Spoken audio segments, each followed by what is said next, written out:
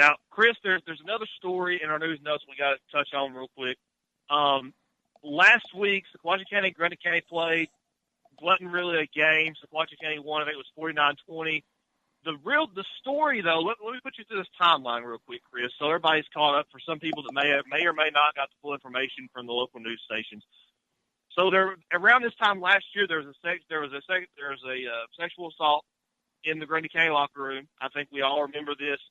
And basically, what happened is the judge rules that these players cannot be on the premises with the victim in this case, which I mean, that's the way it should be, Chris. I'm not trying to play this down any way. What happened was horrendous and unacceptable. I mean, you got to agree with that, Chris, right? I mean, I think. Oh, sure. Yeah, no. 100%. What happened was terrible. Yeah. No place for that anywhere on school. No place for it anywhere, period, let alone on school grounds, let alone with a teammate, etc. Agree 100%. I don't think anybody is denying that, Chris. So here's the timeline. The judge ruled in this situation that they can't be on the premises with the victim, okay? In early spring, early summer, 2 of the 5 players transferred to Sequatchie County. I know all the other players are at other schools as well. I can't tell you what other schools, but I know they're at other schools in the Valley. They didn't just transfer there to play. They were expelled from Grundy County. They had to go to a school to finish out their high school career as academics. They played this season. Fast forward to last week, Monday or Tuesday, the administration this past Friday was supposed to be their bye week, their senior night. I don't know why I said bye week there, Chris. It was supposed to be their senior night, and being that it was Grundy County, the 2 players from Grundy County were seniors. Okay, so the administration Monday or Tuesday informs the team that 2 players will not be allowed to play or participate in senior night. They can't even be on school premises. They can't be on the school property. They were not on school property Friday night, Chris. Friday night, the seniors go out on the field. The coaches didn't know about it. They didn't know that they were going to do it. They took the 2 players' jerseys on what would have been senior night. It wasn't senior night celebration. It was just they went out for the captain's meeting.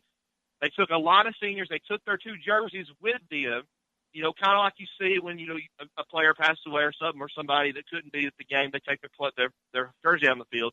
That's how we got here, okay? People at Sequatchie County, people in that area, and especially at Grundy County, are completely outraged and upset over this. Listen, Chris, I think that there's 3 points that need to be made here.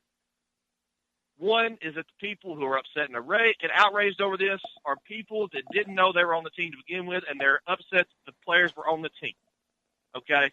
They're not upset with what happened. They're upset that the players are on the team.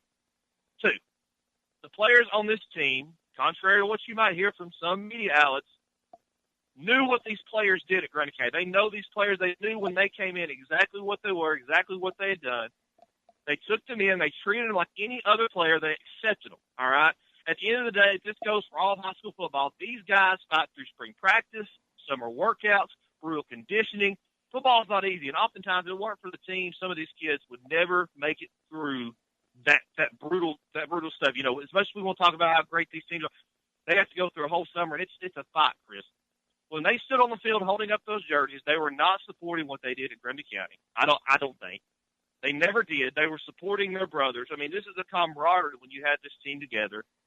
And they were supporting the right for these guys to have a second chance, which brings me to 3. What happened to giving kids second chances, Chris? These are high school kids. When you were talking about pro players, rip them. If you're talking about college players, rip them. These are kids in high school. They're still figuring it out. The adult justice system is made to punish. The juvenile system is made to correct. Several sources inside the school, around the community told me these kids haven't been in a lick of trouble in the locker room, on the field, in the school since they arrived at Sequatchie County. Nothing. They have been respectable, well-behaved themselves. That's not saying that it takes away from what they did, Chris, because what they did was horrendous. But as far as the second chances go, they're taking it serious. Well, and I agree with you, Chandler, especially on the part of second chances. And I even say that about kids that are in college. I even say that about people that are in the NFL or playing professional sports, just the same way I say about people in business. I think everybody deserves an opportunity to have a second chance, and I think when you're 16, 17 years old, you especially deserve an opportunity to have a second chance. You hope people learn from that mistake, especially from a mistake of that magnitude, that people learn from it, they understand where they went wrong, and they don't do something like that again. Because next time, they may not be so fortunate. They may not get a third opportunity. So to your point, I agree completely. I think everybody deserves a second chance. At the same time, I can certainly understand where if you're in the community and you see that go down and you hear the story, where it would be unsettling. So I can definitely say that as a parent, especially, that becomes a little bit unsettling. But at some point in time, you've made a mistake and somebody has been able to give you a second chance. And so that's what this should be about. It's not to celebrate those kids. I agree with you. Yeah. What happened on that field Friday night was a show of brotherhood, not necessarily in any way to put a slap in the face on Grundy County.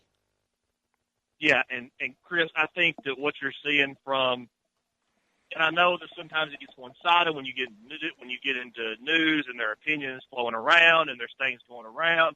This situation, what you have to remember is you can't take one side's word for it, because a lot of these people, when you talk about this situation, it's a very complex situation, Chris, and that's why I want to explain the timeline and everything that was going on here, because I think a lot of people, when they saw this story, they read the headline, they maybe read a few sentences, but they don't have a full grasp on what really happened here, and so they're just taking it for wind. And I wanted to make sure that people knew what was going on here, what the actual storyline was, and that these kids, that people were saying these kids were trying to find their second chance, and people are ripping them while they're trying to find their second chance. Not to say that what they did was not horrendous, Chris, but like you said, I think anybody and everybody deserves at least one second chance in their lifetime. No, I agree completely.